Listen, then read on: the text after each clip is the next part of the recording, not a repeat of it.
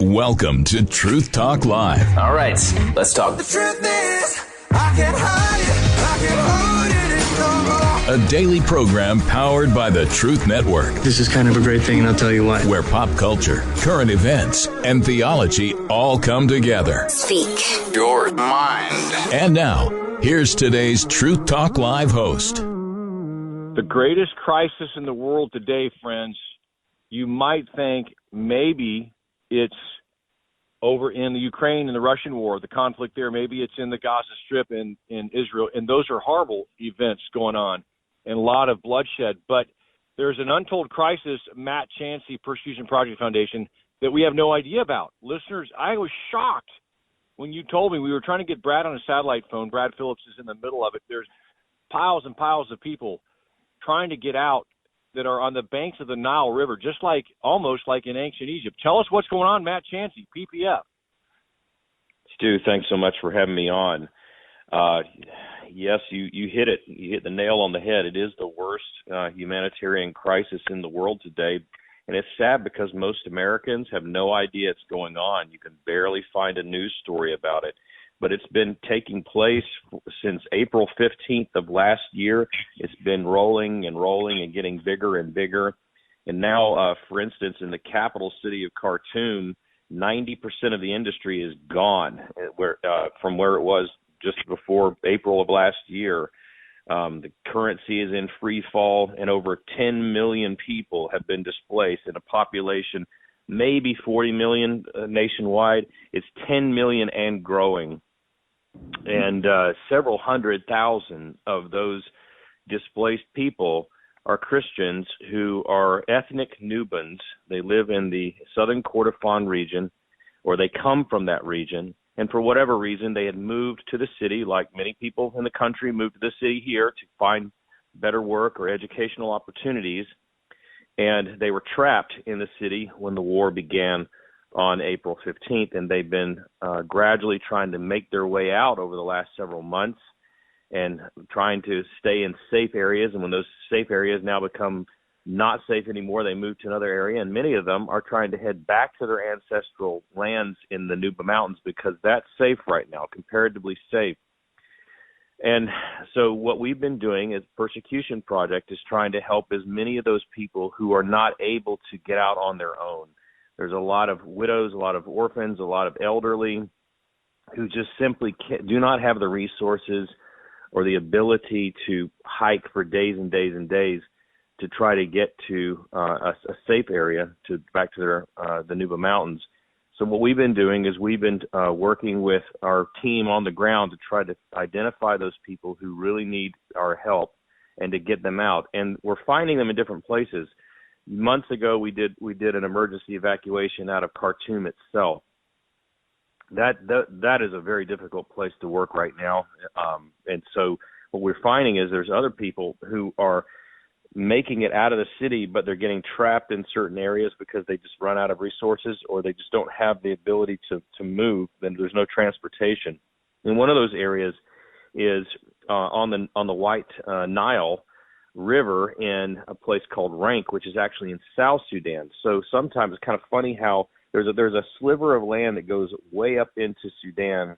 It's like a finger that points up into Sudan, and there's at the very top of South Sudan, and it's called Rank. And so you have a lot of Sudanese refugees, a lot of Nuba people who are fleeing Sudan, and they're going into South Sudan, but they don't have any other way to get back into Sudan to go to the Nuba Mountains, which is in Sudan proper.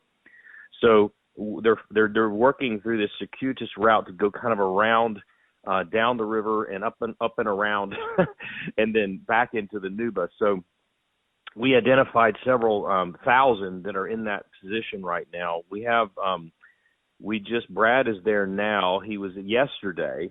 He was able to get out almost 300 Nuba believers, and many of them, and he mostly by boat. But they did send a plane in there to get the people who were the worst in terms of their physical health or their condition. So you had a lot of elderly, particularly, who couldn't survive the boat trip. So they took them in by plane. So that's what's happening right now. And we have an opportunity, Stu, to, as the body of Christ, to really minister to our brothers and sisters who are trying to make it to safety. And you're not going to read about this most anywhere else.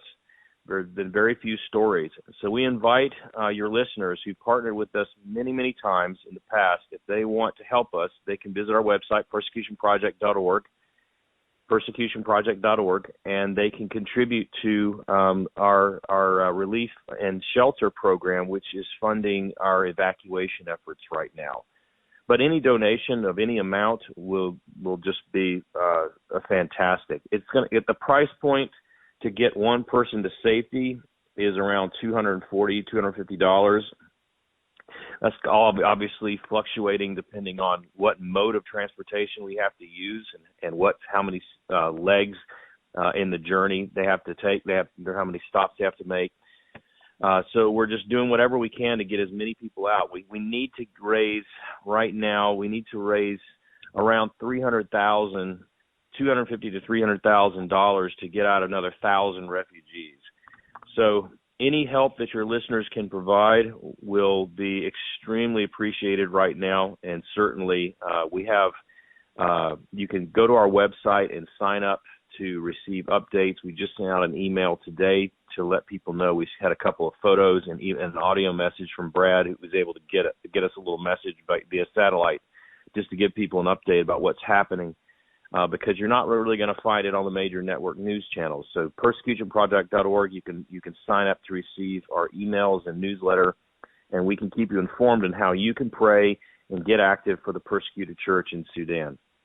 That's wonderful. I mean, just imagine you're in your town and the bombs go off in your big city you live in, and it's a complete war zone, and you're like stuck and you can't get out, and there's snipers trained on your house or your R&B or whatever because they find out you're a Christian.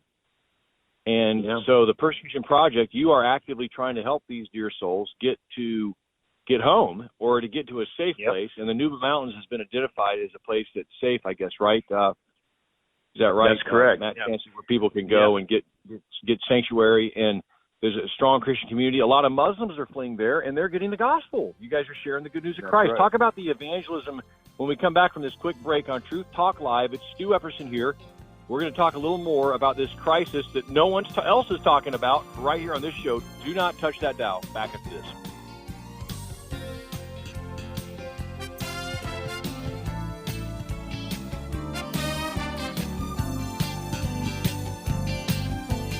Truth Talk Live. This is the Truth Network.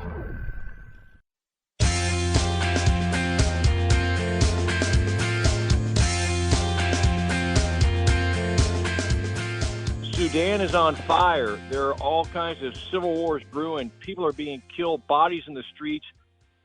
All kinds of human beings made in God's image are lined up on the banks of the Nile River trying to get out of these densely war-filled areas. Matt Chancy, we couldn't get Brad Phillips, but Matt Chancy, you are the guy who does a lot of the getting the word out for the Persecution Project Foundation, and you're on the phone.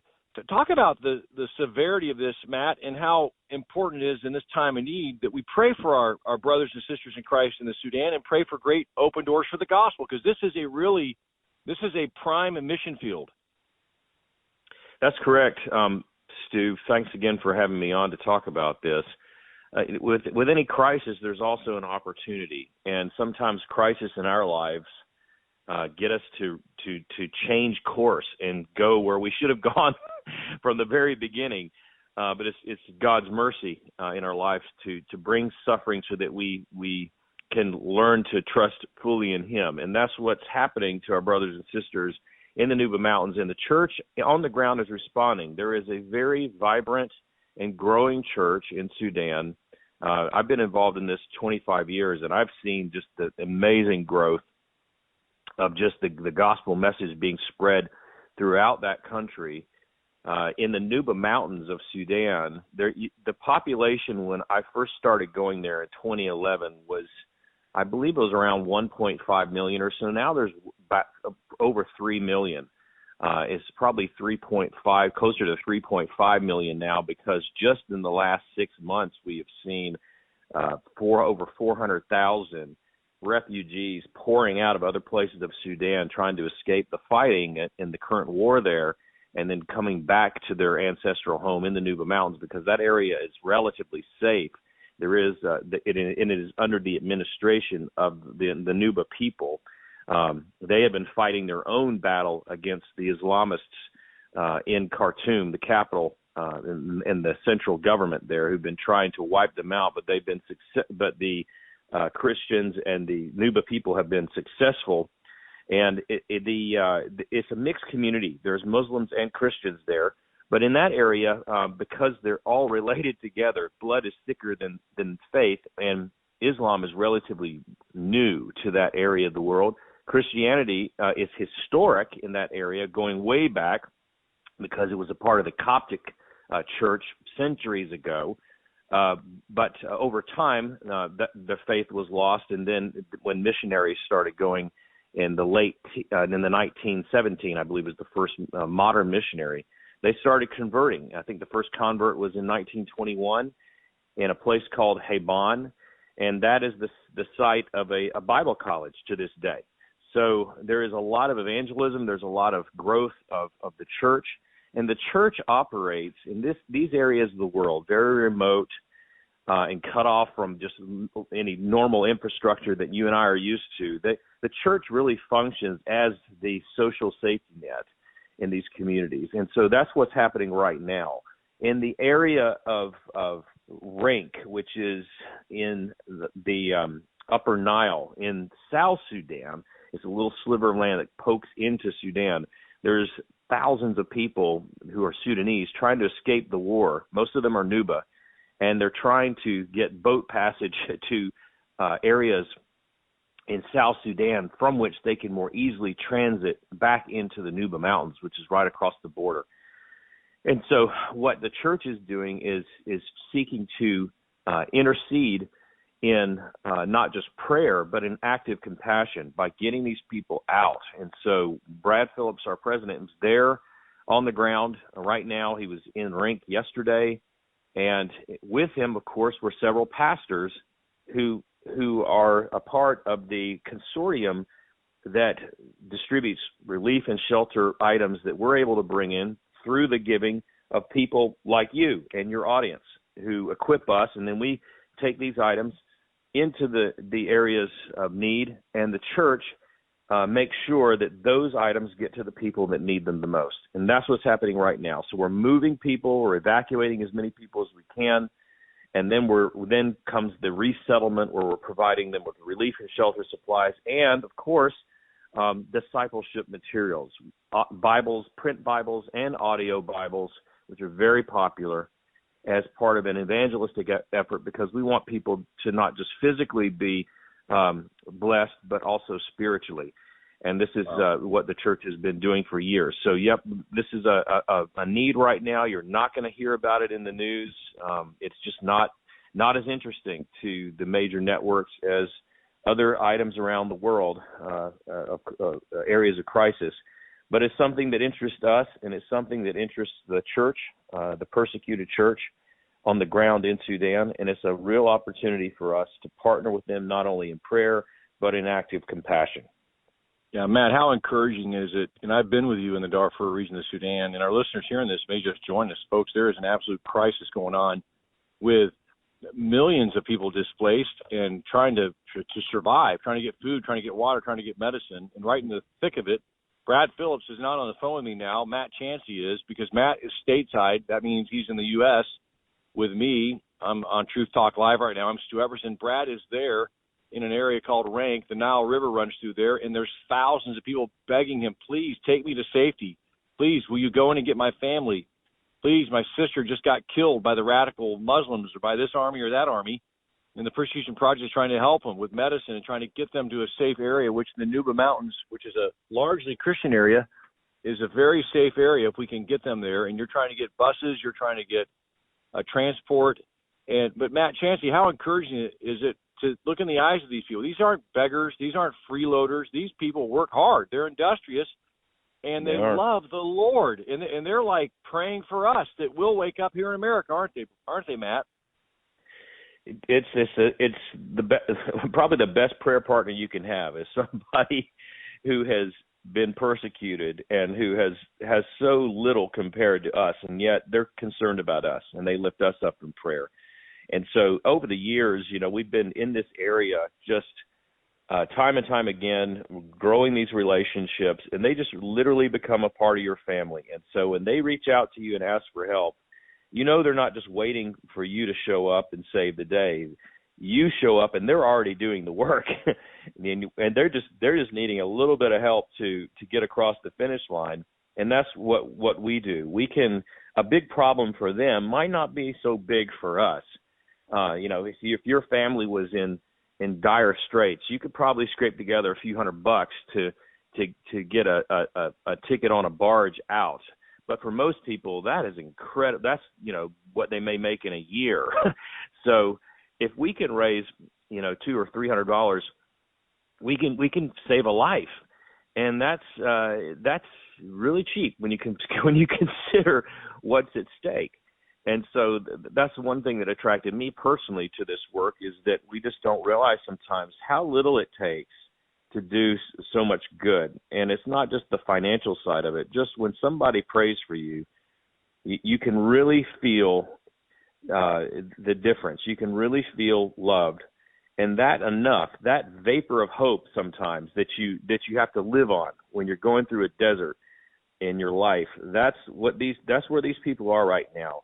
And the little help that we offer them, the few starfish we can throw back in the ocean, as it were, those are vapors of hope that people, that is not just the people that are saved, but the people who hear about the people who are saved. It gives them encouragement. You know what? We haven't been forgotten. God is providing for us, and it just gives them the encouragement to keep going. We have an opportunity to do that. People can go to persecutionproject.org. They can sign up for our newsletter. They can sign up for our email alerts, and we can keep you posted about all the different ways that you can ally with us and serve the persecuted church. We call it active compassion because we all care, but that care has to translate into action, and that can be in the form of intercessory prayer. It can also be in the form of financial gifts, or in the case of like Brad, he's there. He's on the ground doing it. So we can all work together in whatever capacity that God places us in, and we can make a difference. Please pray, please give, please support this mission. You may be upset by all the bad stuff happening in America. Imagine a country like war torn Sudan, that they're desperate for any help, any sanctuary, any hope you can give them. And Brad Phillips and the Persecution Project Foundation, Matt Chancy, Ed Lyons, all of the wonderful folks at Ghazi, everyone at this ministry. These are the real deal folks. I went to Sudan with them. I'll never be the same. In fact, that was the name of the newsletter that I helped write. I will never be the same, because I looked in the eyes of people who are beaten and persecuted and ransacked, and they love Jesus and they love me, and they had nothing. And I have so much. Everyone listening to my voice is 50 times wealthier than the wealthiest person in this area, but they have Jesus, and that's all they need. But they could sure use help from their brothers and sisters in Christ in the West. Thank you, Matt Chancy, for joining us on Truth Talk Live. Give the website one more time, will you, pal? Persecutionproject.org. Or you can go to nubahospital.com if that's easier for you to remember, and that'll take you to a page about our medical work, and from there you can find all the things that we do. But persecutionproject.org is where you can find more information and sign up. And we'll keep praying for Brad, who's right there in it, the rest of the team, and all those pastors that are working side by side with him to disciple and rescue these refugees. God bless you, Matt. Thanks for being on, pal. God bless you. Thanks, Duke.